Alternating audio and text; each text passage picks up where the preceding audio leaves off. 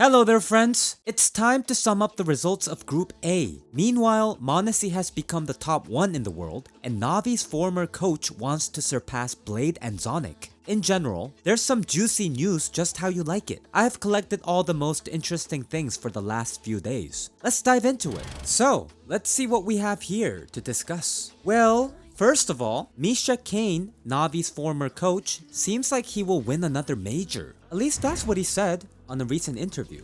There's progress in learning English, but I understand that another 6 months of studying is not enough for me. I was serious about continuing my coaching career. I have something to prove. Until now, many people believe that I didn't quite succeed as a coach, but I'm sure that I'm one of the best. And recently, M0NESY has climbed to the second line of the world ranking on Faceit. Now just a couple of days have passed and he has already become the best in the world. He bypassed fame and collected 6,154 elo. Well, I'll be happy to just have even 1,000. Well, and let's talk about Bumich. We haven't discussed him for a long time. Hero definitely has a time for himself. Lives his life to the fullest, basically. He sings songs, everything is just fine. But at the end of the day, what about CS? Will he ever return to the tier 1 stage? He has 33 hours in CS for the last 4 months and 2 games on Faceit for that same last 4 months. I'm sure many of you have more in a week. Apparently, the comeback to the tier 1 stage is not happening soon and probably not even in the nearest future. And it is unlikely to happen this month, maybe even it is unlikely to take place this year. Do any of you still believe that Bumich may return to the pro level of CS? Write in the comments below.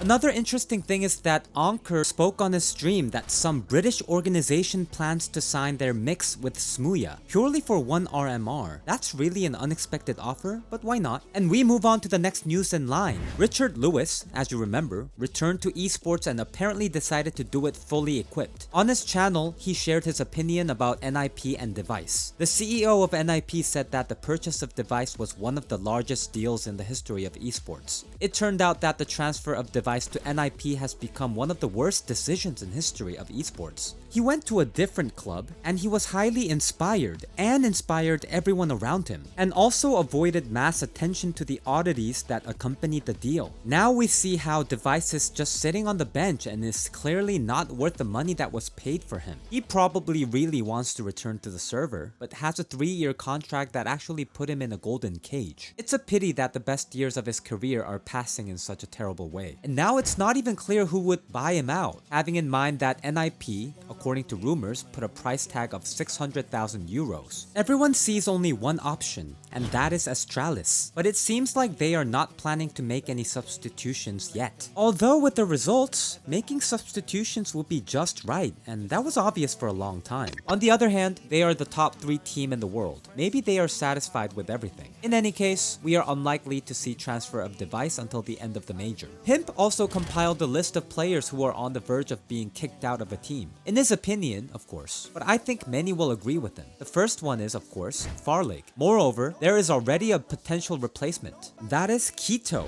from Big. It is also logical here. He was recently sent to play in the academy. Another one on the list is Plopsky. There have been rumors about him for several months, and according to NIP's results, it is clear that the reshuffles are not far off. Also, S-Tag. Everything is clear here. NIP needs a sniper, not a universal player, which S-Tag was in all his last teams.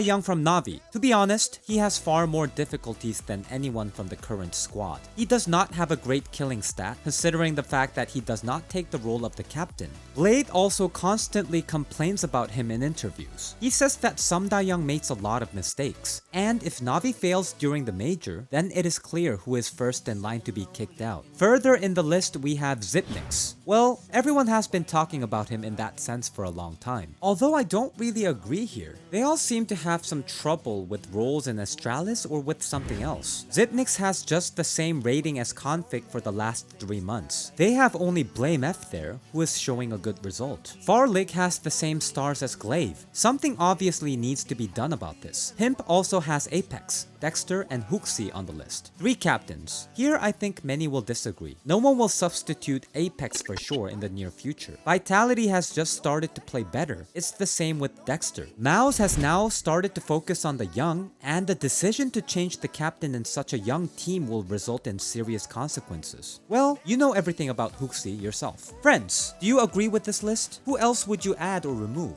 Write in the comments. Let's now talk about the results of Group A, and they turned out to be quite unexpected. Vitality confidently took the first place without losing in the group stage. Zywoo has shown incredible form, and he seems like he's going to compete with Simple for the top 1 of the year. Good job, guys. Fnatic is in the second place. They were defeated only by Vitality and Navi, so they are the real dark horse of the tournament. They have great shooting skills, a tough aim, and M0NESY looks pretty good as a captain. It will be interesting to watch them in the playoffs. Well, and the main drama unfolded with Navi. They unexpectedly lost 3 matches in a row. First against Endpoint, then Vitality, and the last was a match against NIP. In general, a streak of 3 defeats is a rare situation for the current composition of Navi. Last time something like this happened was almost 4 years ago. Plus, Simple is going through his worst tournament since 2019. In general, Navi beat one record after another, so they lost to the team from the top 40 in the world, and now it's the 3rd defeat in a row. But their most important record is that Navi became the first team in the history of EPL in the new format, which came out of the group with 2 wins and 3 losses, and all because they took one map against NIP. If they had lost 2-0, they would have definitely been out already, and so due to the victory on Mirage and the fact that NIP themselves had a terrible start in the group, Navi managed to make it through, and they themselves found out about it during the 3rd map. This is what Simple had to say in an interview.